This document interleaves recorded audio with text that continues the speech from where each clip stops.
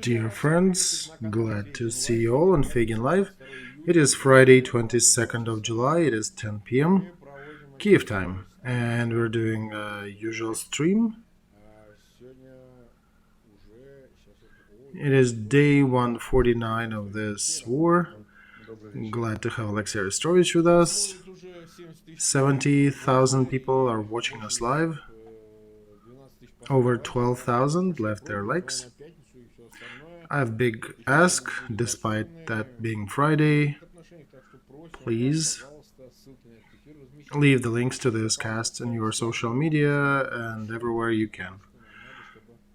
We do need the viewers to see that, despite of where they are physically.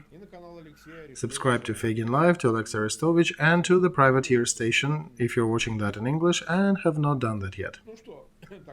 Alright, Olexiy, the mic is yours. Tell us about the news of the day on the front. We'll start with the map. Tell us where to show it. You probably want to discuss Vysokopolye and Kherson area. Yes. Okay, border of Kherson and Nikolaev areas. There is a village, Vysokopolye. It's in the middle of this map. See that red protrusion in the middle? So for 2 weeks it was a very difficult situation for Russian troops. We surrounded it to the left and to the right. I cannot say everything, but I am correlating what I state, what I say with our Ukrainian soldiers, military. So we took Olgina, we took Potemkina, and basically this is a repetition of Ilovaisk, but for Russian troops. We have over 1,000 troops in Vysokopolye with equipment and weapons. They are tactically surrounded. They attempted a breakthrough yesterday. We stopped them with our fire. They returned back to Vysokopolye, and they're surrounded 3/4 in that place, with the only exit controlled by Ukrainian fire. So is Russian command doing anything about them? I think Russian command is a bit demoralized there. This is a result of us working with HIMARS and other means that we had, softening these targets. You know, traditional Ukrainian welcome to the attackers. So many people often ask, you destroyed a command outpost, you destroyed a warehouse, ammo dump, so what? They'll bring a new one. But here's a good example. That's what happens when the command forgets or is incapable to make any decisions about these places. Because they are being distracted, destroyed, and otherwise incapacitated. So there is also a problem further down south. If you look further south, there is a place called Davidov Brod. There is another place there that I should not announce it. I gotta be careful.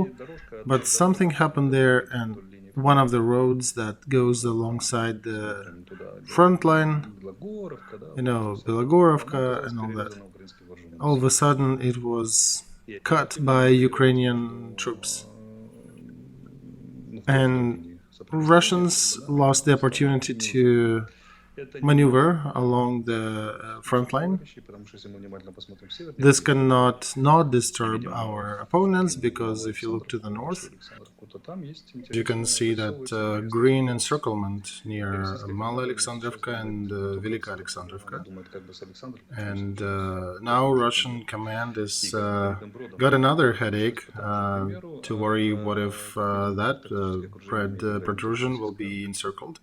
And Davidov Brod may also get in trouble. So these tactical games of tactical pincer movements can be played not just by Russian troops, Ukraine plays them just as well. Now the question is what to do with the Russians that are nearly surrounded there in Vysokopolye. Did they ask for a path out? I heard they did on a tactical level, it was not granted. So this is somewhat a mirror situation or getting to that disposition as Ilovaisk when we asked for a path out and then Russians led us and then destroyed us as we were withdrawing. And there is a big temptation to just bury them all in this kettle. But we're trying to fight differently, not like those Russian troops. So probably, perhaps their best chance to stay alive would be when they're offered to surrender, would be just to surrender. Because this is war, and I don't think we'll give them any corridor there. And if they don't want to surrender, then their destiny will be doomed. 1,000 troops captured as prisoners of war, that's a good argument, both morally and also for good trade with Russia for our troops. Plus equipment, there's got to be some equipment there too that can be used again at the front. Alright, so Russian command, have they contacted Ukraine military? No, I haven't heard that, but even if they did, I would not be able to announce it. Maybe if if they had approached you and said, "Well, let's swap 1,000 of yours for 1,000 of ours," I think that would be possible. But then again, equipment and all that's in that area. I think it'll be a difficult situation for them. So we'll see. Can they break out? They tried. They tried yesterday and they got kicked and understood that they can't. So do they have much ammo and everything to continue fighting? I guess if they didn't, they would have surrendered. But they're still fighting, so they probably have some munitions left. We'll see. We'll see how it goes by Monday. I need to congratulate the military colleagues from Russian troops, because not because they're friends, but because they're also military, with their first Ukrainian kettle. Congratulations, dear officers, dear generals and marshals. This is your first kettle in our territory, but not the last, definitely not the last. Okay, let's go. What else is down the front line? Of course, we are interested in Siversk direction.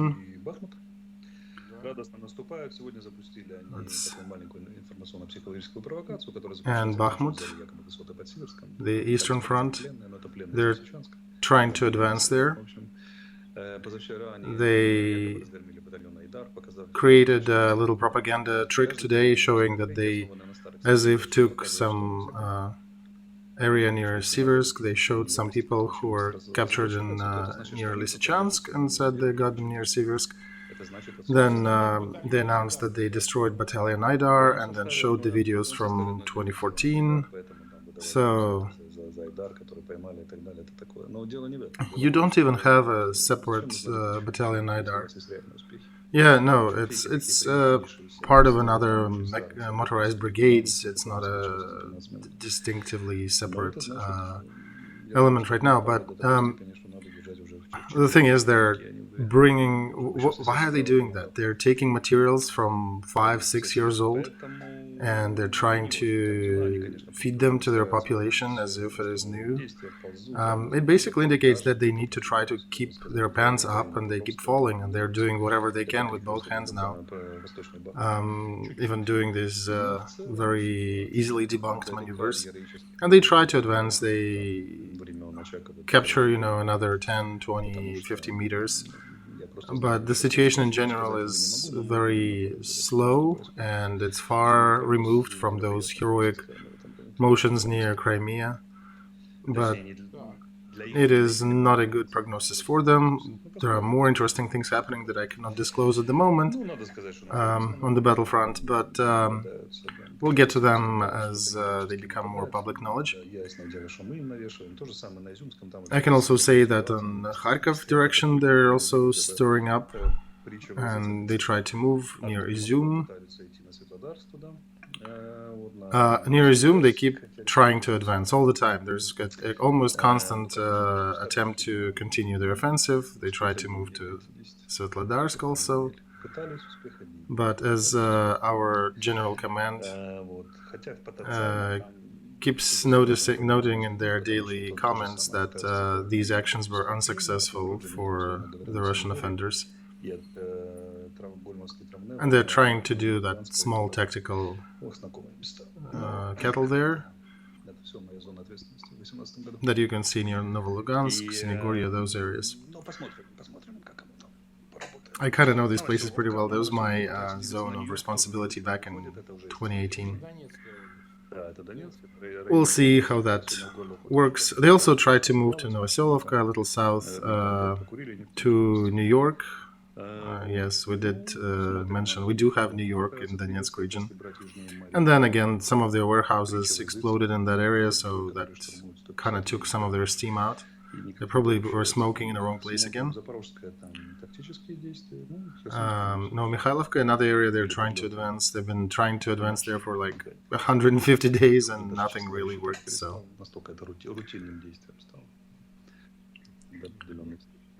And there were some hits, of course, at night in Kherson region. They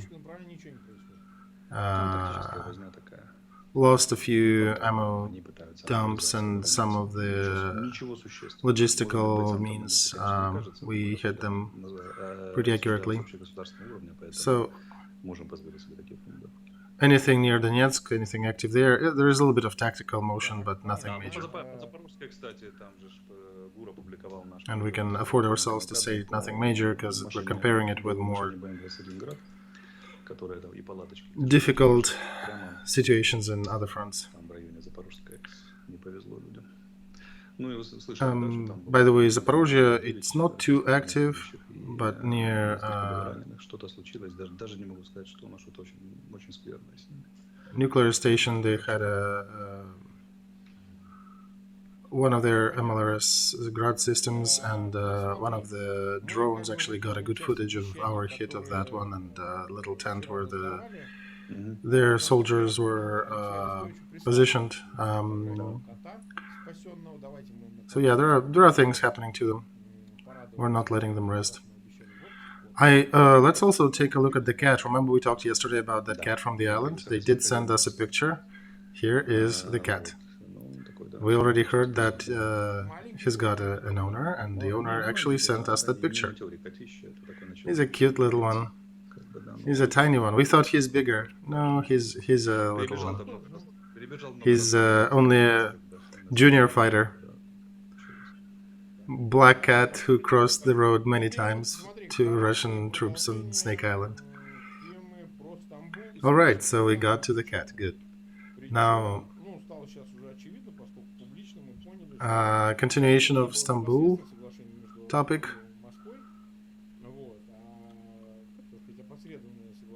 Today we understood that there was no agreement between Kiev and Moscow directly. There was sort of agreement through United Nations and Turkey as a guarantor. And nobody's talking about taking mines away from the ports or moving any military troops anywhere. Any details on that agreement? So they did publish the document. I cannot confirm or deny the truth of this one that was leaked, but it appears that there'll be a controlling commission created, that the ships going to Ukraine will be checked by Turkey.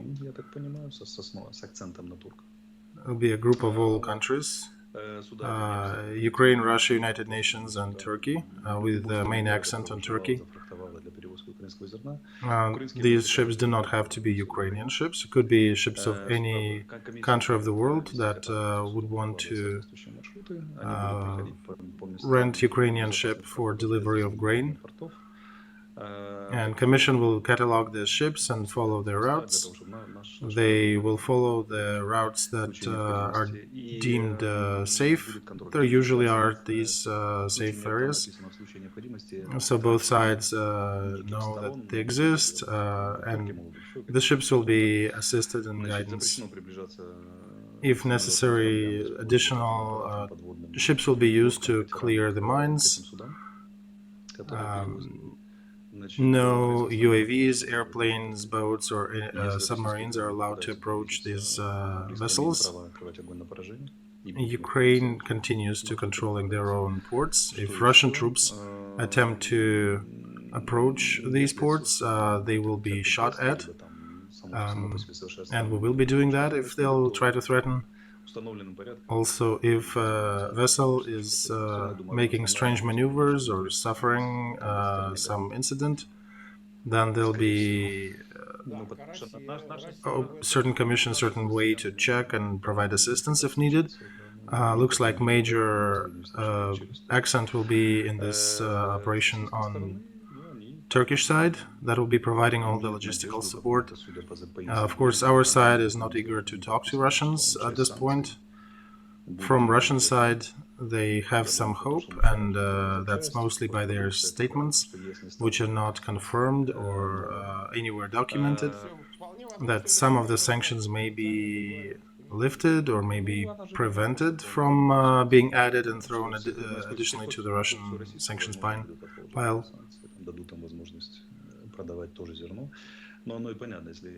So perhaps there is a chance that maybe some of the Russian agriculture product will be allowed to be moved around the sea as well.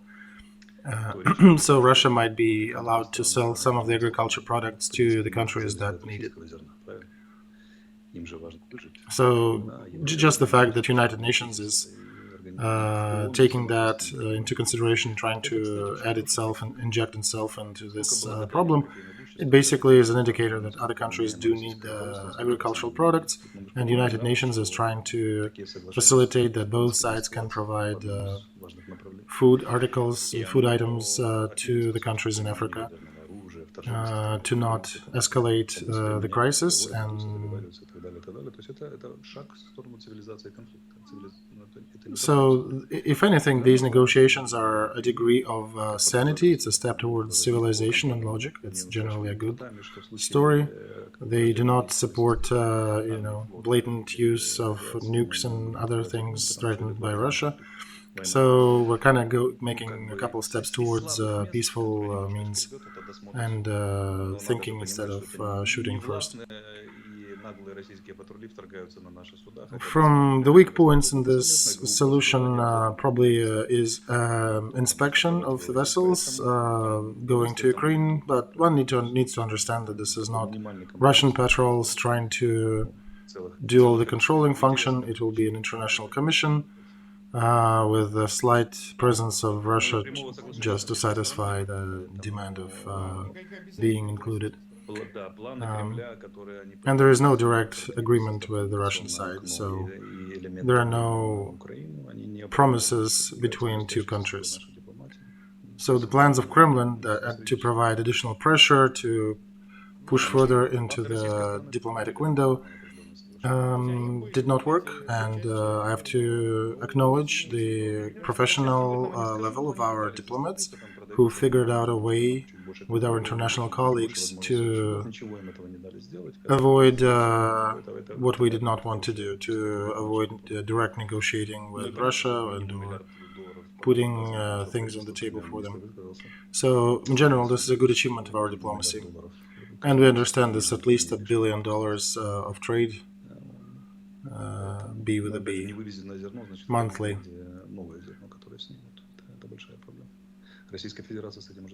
And of course, the grain that, if we cannot sell that, did not sell that, there is no storage for new that's being grown.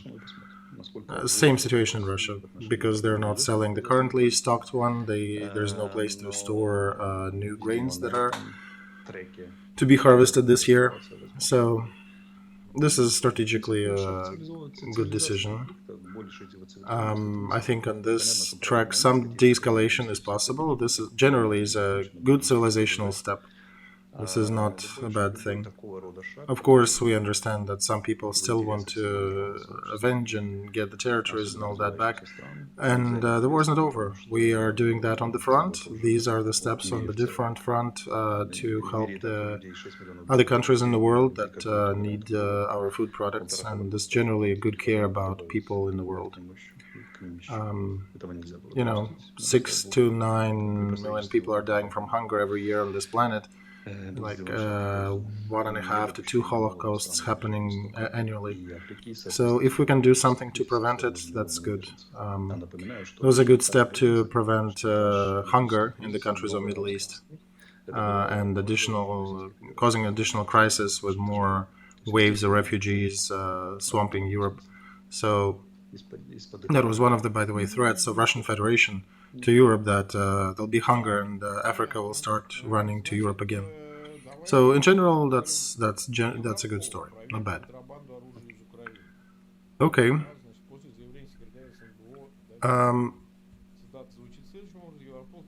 Europol said there was no counterfeit sales from Ukraine. European police is working with Ukrainian officials to prevent any unauthorized sales of weapons back to Europe. And Europol said that they do trust Ukrainian counterparts and they're effective in tracking what is happening with weaponry in Ukraine. So I understand that cooperation between Europe, Ukraine, and probably American representatives are participating in that scheme. So this is set by some digital and other means.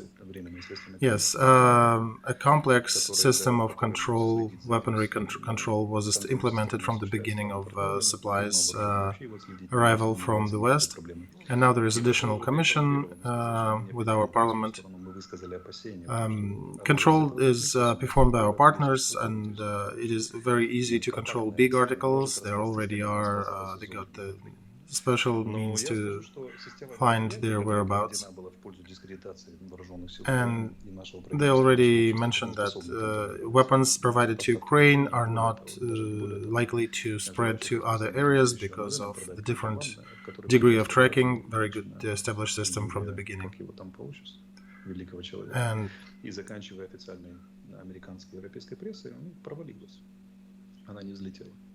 I would want to mention separately that people who announced that fake about selling Ukrainian weapons on the black market and doing the contraband to other countries, and there were publications and different articles in different media, in the TV channels, radio shows, they were talking about that for a while, but that wave is discredited. Basically, a commission came out, said no, everything is under control. We're tracking most weapons down to very small arms as well. So that Russian propaganda angle completely failed. And in order to block these official statements by dedicated commissions, one needs very serious arguments, very serious evidence. And they just can't have it because we don't sell. We don't sell the weapons. We use it for fighting.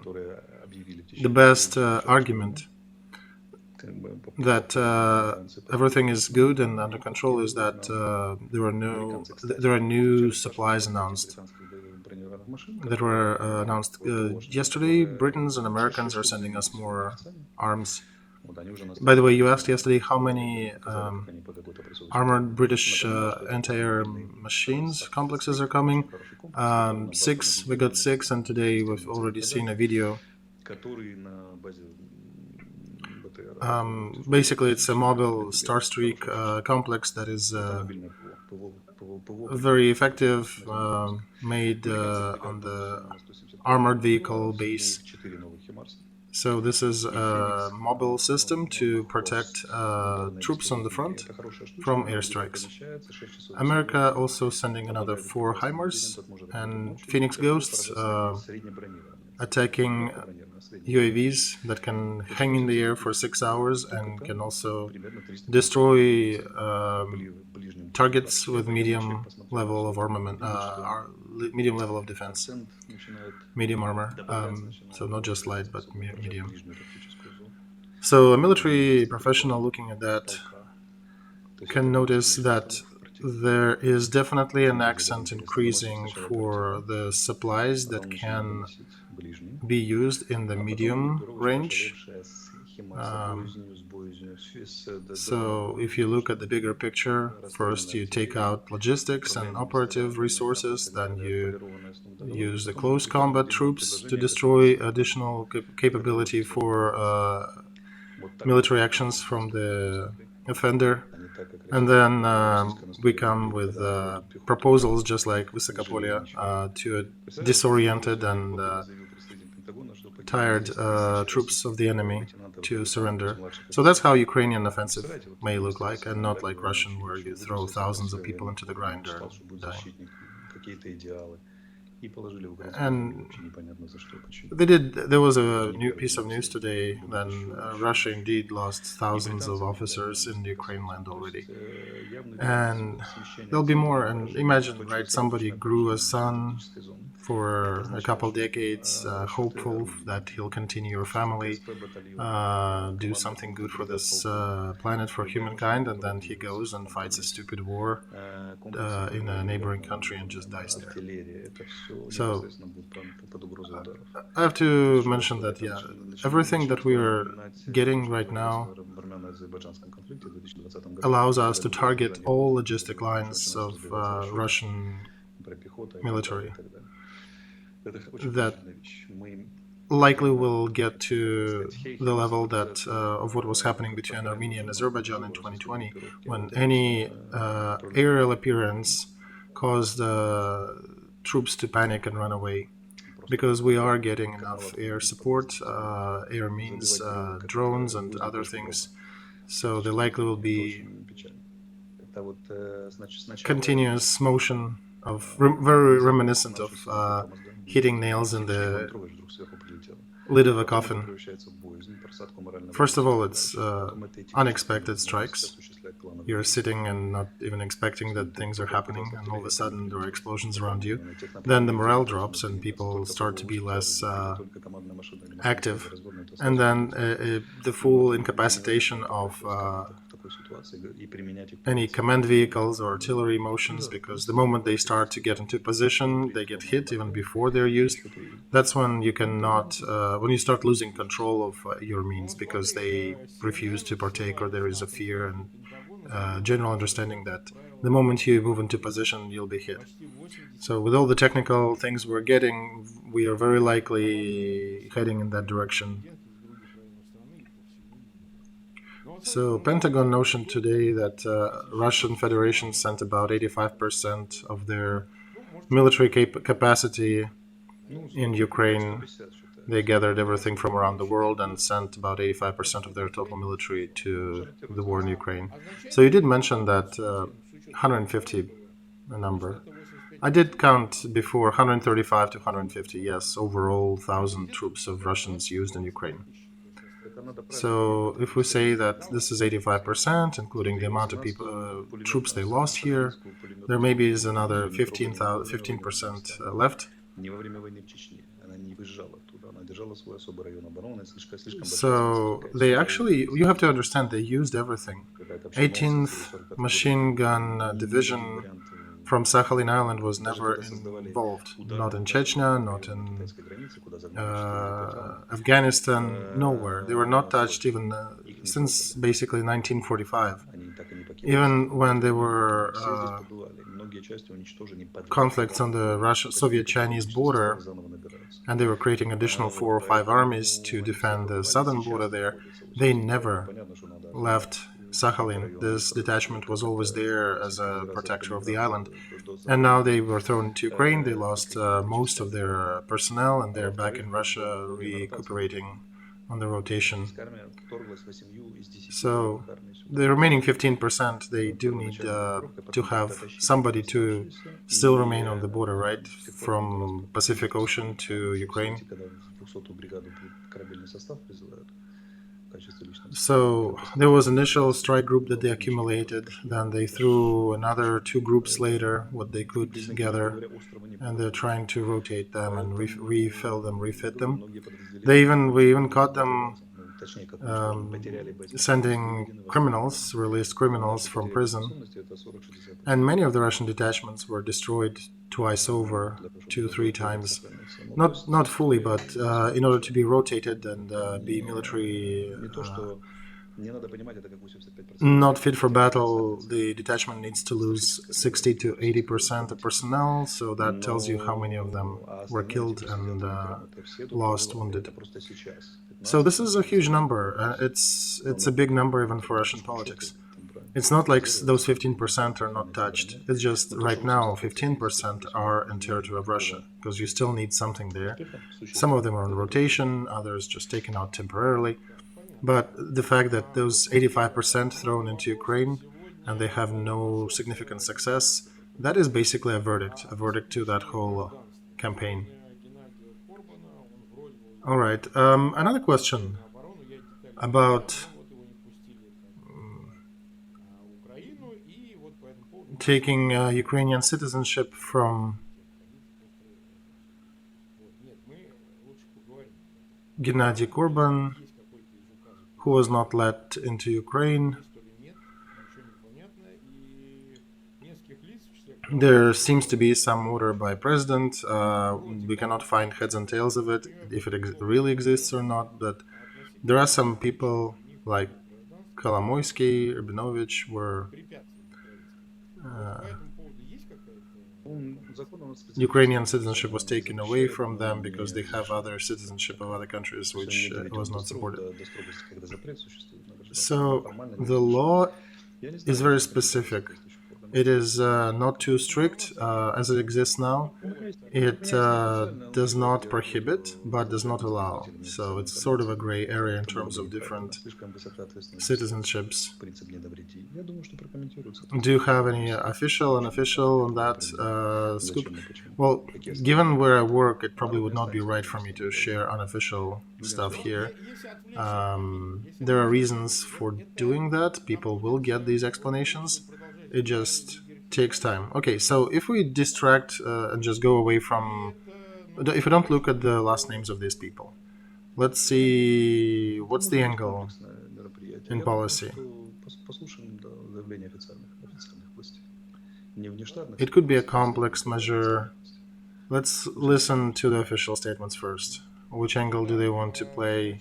How do they explain it first? Because right now this is on the rumor level.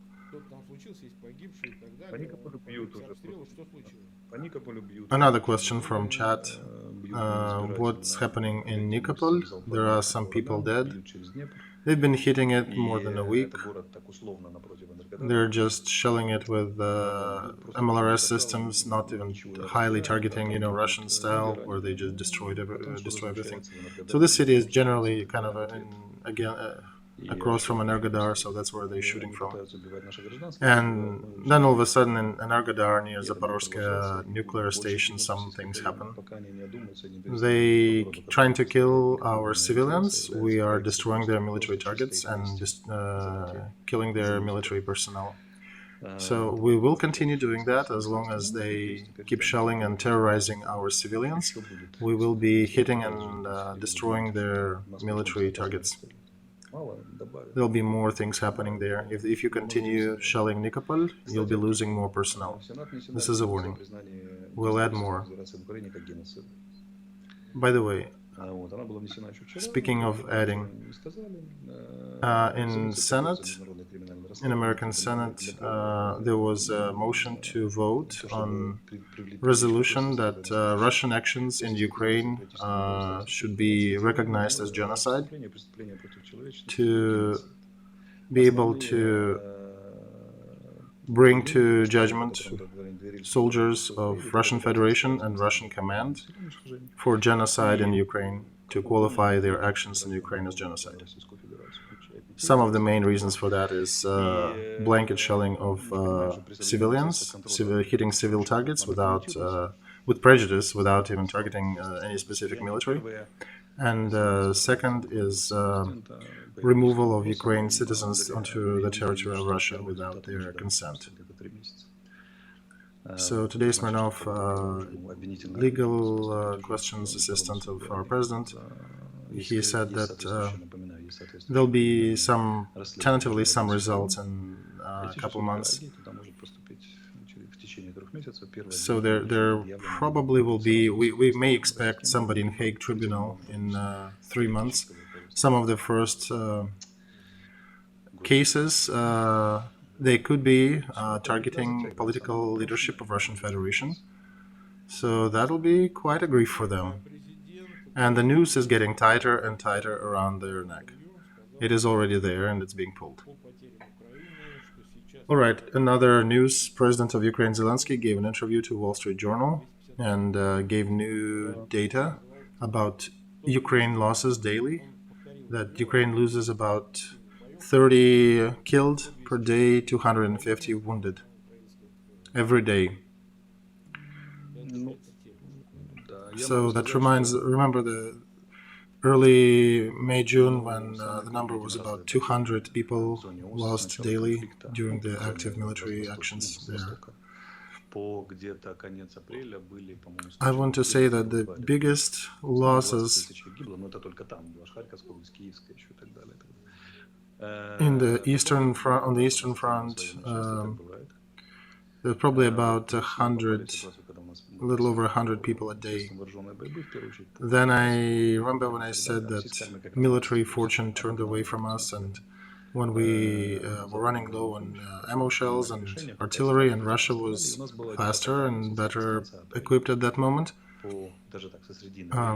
They had more troops on the front than the Western allies could support us with artillery and shells. So Russia had a winning hand probably till about end of May, early June. Hundreds of tons of shells in our positions.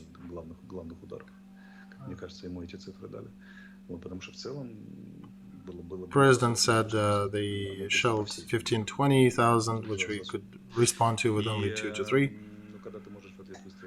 Sometimes it was 45,000-60,000 if you take a wider, longer front line.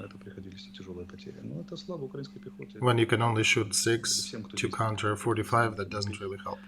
And we did lose a lot of people at that time, and that's basically a glory and thank you to Ukraine infantry and everybody who is fighting there on the ground. Even now it's not easy, but the army that survived and held its own under that intensive shelling should take its own page in the glory book of military history. There were days when non-stop they were shelling our positions with 150mm artillery. That's serious. I think our Ukraine military entered the pantheon of military glory for the next 300 days with all that courage that they showed. Yeah, that reminds of that military movie where generals are talking about that group, and the hero says, "Now it'll be, some infantryman, Ivan, who'll write his name on the wall." I, as a military professional, want to say that whatever our military right now is doing, this is definitely on the highest level of duty, courage, and attitude and professionalism. There were situations when a battalion of our troops died defending bottlenecks with overwhelming powers of enemy that were 10-12 times more. So they knew they'll die, they knew they'll perish, but they still held it. they still tried to delay the enemy by the cost of their life. Or the bridge, remember, the one that they didn't have time to mine properly and destroy. The guy basically put explosives in his vehicle, went to the middle and blew himself up and destroyed the bridge. Or near Kharkov, when people without military experience took the weapons and died under those Russian tanks, but they destroyed them in the process and did not let them encircle the city. So infantry that did not give to the Russian side any of their land and keeps not giving this land to any of the Russian troops under 15 hours shelling. I cannot find examples like that in many wars. Even First World War, we can't really... I cannot find similar situations, because usually both sides had a parity in weapons and artillery. We had for over a month a situation when we were just holding, when artillery was leveling our positions, but we were still holding there. Nobody retreated. There are detachments that were completely destroyed with artillery strikes, but they still stayed. None of them fled, none of them left the battlefront. And now infantry has enough force to push forward. In that kettle near Velikopolia, that's Russian airborne troops are surrounded there. They're not nobody. They're professional troops of Russia. They're somewhat of the top of their military. And that's what our usual infantry is doing there. They're all great. They're all great. Whatever they're doing, I don't know how to express my gratitude to them. Whatever they're doing there, it is definitely they're writing history. I know military history. I'm somewhat a history snob, and I do know a lot of things a lot of battles that were happening throughout the human history that are documented, and whatever our troops are doing now, this is just amazing. So we have over 400,000 watching us live. Reminding everybody to subscribe. 410,000, please share links to that, spread it in the social media. YouTubes and Googles do not allow to advertise any of these streams, so you are our only vehicle to promote this information. Okay, last topic. There are people, of course, writing about that in the chat. Israel made a hit on a UAV producing factory in Damascus. So, in what light? Putin visited Iran and they discussed different things, including UAVs, unmanned aerial vehicles. And right now, you know that Israel government changed, I would say, for the better. They haven't really changed. Yeah, it's temporary, right, but the motion in general is right. So they closed Sakhnut, an agency of Israel in Moscow that helps in repatriation. And this is probably caused by a reaction of Moscow that they don't like something. I think Khamenei said that he did like anti-Israel slips in the Putin's speech. He said that Putin sent several anti-Israel messages in his conversation. Yeah, that's Iran. Iran like peddling this theme. But in context of this campaign, one can suppose, I'm not sure if that is really related, but Israel hitting that UAV factory, do you think they hit something that could have been sent through to Russia to support their war in Ukraine?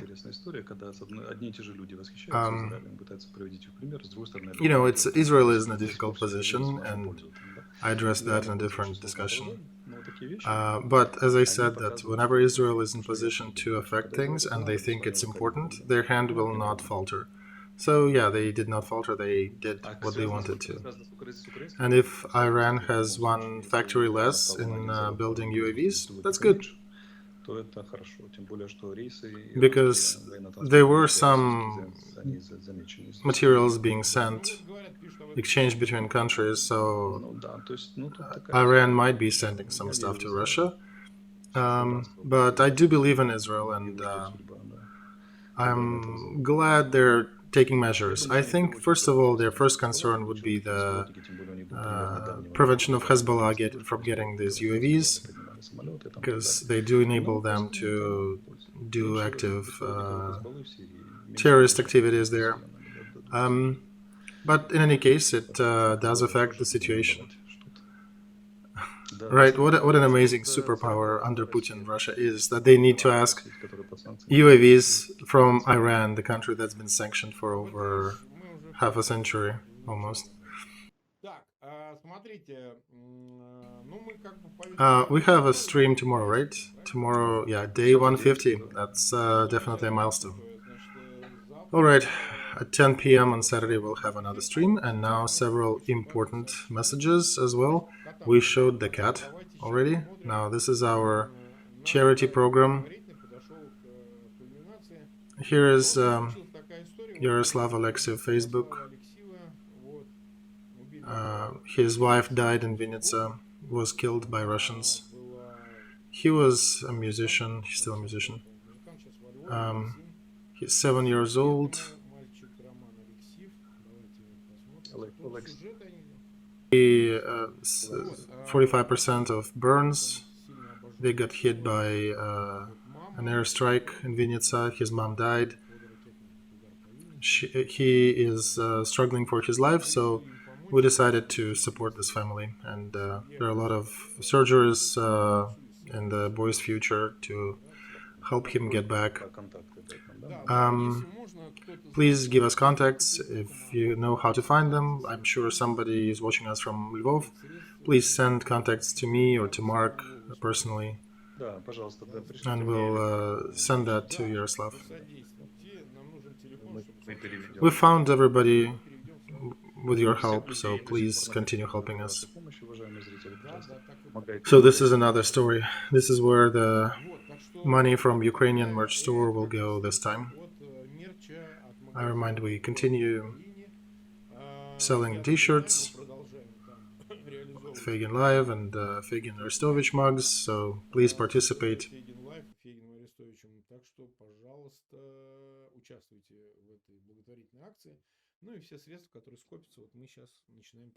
So we're trying to do that again. Thank you, everybody, and we'll see you tomorrow, right? Till tomorrow, thank you. Good night. See you tomorrow.